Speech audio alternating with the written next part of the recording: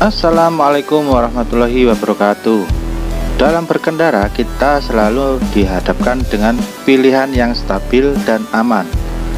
Dalam hal ini, yang perlu diperhatikan adalah shock breaker. Ada yang memakai monoshock dan ada yang memakai double shock. Apa saja kelebihan dan kekurangan kedua shock breaker tersebut? Saksikan video ini terus ya.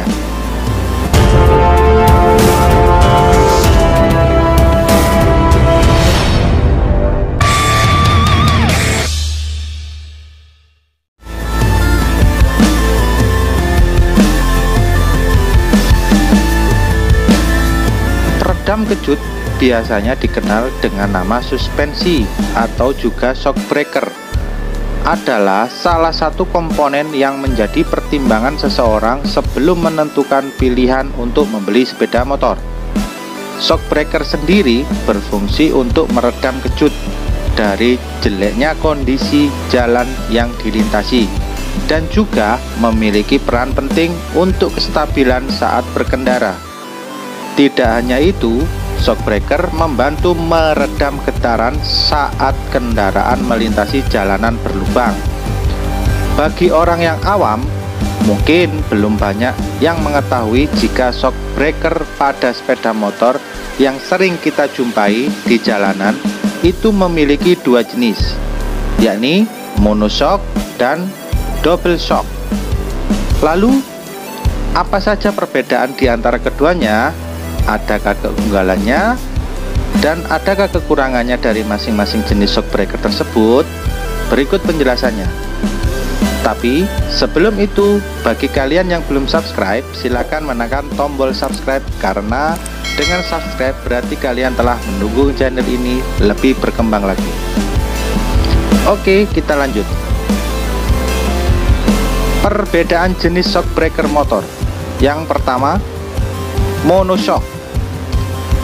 Sepeda motor yang menggunakan monoshock berarti hanya memiliki satu suspensi atau satu shock breaker saja. Kendaraan yang menggunakan monoshock biasanya menempatkan shock breaker di bagian roda belakang dan posisinya ada di tengah. Adapun keunggulan dan kekurangan sepeda motor yang menggunakan monoshock diantaranya: yang pertama, keunggulan dari monoshock. 1. Lebih stabil dalam meredam guncangan. Dalam hal ini, monoshock bisa lebih stabil dalam meredam keguncangan saat kita berkendara melalui jalan berlubang, jalan yang tidak enak, ataupun jalan yang geronjalan-geronjalan. Jadi, kalau menggunakan monoshock bisa menjadi lebih stabil dalam meredam guncangan. Yang kedua, memiliki ukuran yang ideal sehingga tidak memakan tempat saat dipasang. Oleh sebab itu, monoshock biasanya dipasang di tengah-tengah antara bodi dengan arm. Jadi di tengah-tengah kendaraan itu. Banyak juga yang menggunakan monoshock ini di samping, terutama di motor-motor matic, dan itu pun sangat berbeda dengan monoshock yang kita bahas kali ini. Yang ketiga, banyak digunakan untuk motor sport atau skuter matic. Nah, motor-motor sport biasanya dia menggunakan monoshock karena ingin menstabilkan antara guncangan saat berkendara di jalan berlubang ataupun jalan yang tidak enak. Sedangkan untuk skuter matic itu biasanya untuk menstabilkan kendaraan supaya bisa berjalan dengan lancar dan enak. Yang keempat, nyaman digunakan saat melintasi kormering di jalan beraspal karena bobotnya yang ringan dan karakternya yang kaku. Jadi, kenyamanan yang digunakan untuk monoshock ini bisa untuk menstabilkan ketika kita menikung ataupun dalam tikungan, itu bisa menstabilkan kendaraan kita. Jadi itulah keunggulan dari monoshock. Yang kedua adalah Kekurangan dari monoshock. Yang pertama, tidak direkomendasikan untuk menopang beban yang berat. Karena jika motor yang menggunakan monoshock mengangkut beban yang terlalu berat lalu menghantam lubang, maka akan terasa sangat over ataupun tidak enak dan tidak nyaman. Yang kedua, ketahanan atau usianya lebih pendek. Jadi kalau untuk memuat atau menopang beban yang berat, monoshock ini akan menjadi lebih tidak awet lagi. Oke. Yang berikutnya adalah yang double shock. Sepeda motor yang menggunakan double shock berarti kendaraan tersebut menggunakan shock breaker ganda. Jenis sepeda motor yang menggunakan shock breaker ganda biasanya berjenis motor bebek atau motor pedal dan motor jenis karbu, yang memang diprioritaskan untuk mengangkut beban yang lebih berat letak dari shock breaker ganda pada motor yakni ada di bagian belakang, tepatnya di sebelah kanan dan kiri. Shock breaker jenis double shock pun juga memiliki keunggulan dan kekurangan. Di antaranya sebagai berikut. Yang pertama, keunggulannya dulu. 1. Lebih kuat dalam mengangkut beban, namun tetap ada batasan maksimum yang diberikan oleh pabrik pembuatnya. Jadi, lebih kuat dalam mengangkut beban itu biasanya untuk double shock ini untuk angkut-angkut masalah beban yang agak berat, tapi harus maksimum, tidak bisa melebihi dari batas yang diperkirakan oleh pabrik. Yang kedua, lebih awet dari segi penggunaan.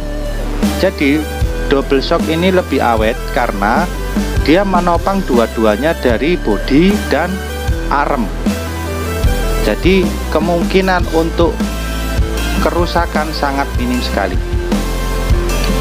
Yang ketiga, mampu meredam kejut dan getaran lebih baik saat berkendara melintasi kondisi jalan aspal yang kurang baik. Jadi double shock ini dia mampu meredam kejut dan getaran yang sangat baik ketika berada di jalan yang tidak enak, yang berlubang, pokoknya yang tidak enak. Nomor 4, lebih empuk saat berboncengan.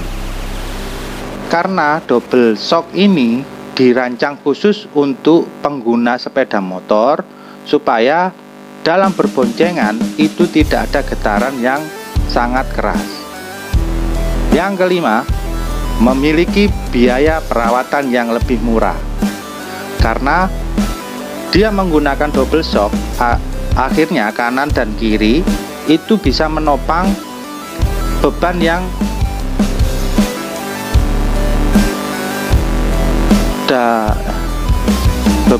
saat berboncengan ataupun menopang bahan lainnya. Kekurangannya, yang pertama, kurang optimal saat bermanuver, dalam arti dalam tikungan ketika membawa beban berat kita dengan double shock ini tidak bisa bermanuver dengan baik. Yang kedua, berat masing-masing shock breaker berbeda, jadi membuat kestabilan rendah saat menikung, tidak baik motor yang menggunakan monoshock. Maksudnya tidak sebaik motor yang menggunakan monoshock. Kedua jenis shock breaker memiliki kelebihan dan kekurangannya masing-masing, tergantung kebutuhan dan karakter dari motor itu sendiri. Begitu juga dengan pengguna seperti kita, ingin membeli dan menggunakan motor dengan suspensi yang seperti apa, kembali lagi ke selera dan kebutuhan. Oke, dalam pembahasan kali ini tentang monoshock dan double shock, jika kalian kurang paham dengan penjelasannya bisa ditulis di kolom komentar. Dan jangan lupa bro, untuk tetap menekan tombol lonceng notifikasi, karena untuk bisa menyaksikan video-video saya yang terbaru selanjutnya. Oke bro, terima kasih telah menyaksikan video ini, dan jangan lupa terus berdoa, tetap semangat. Assalamualaikum warahmatullahi wabarakatuh. Salam berkah.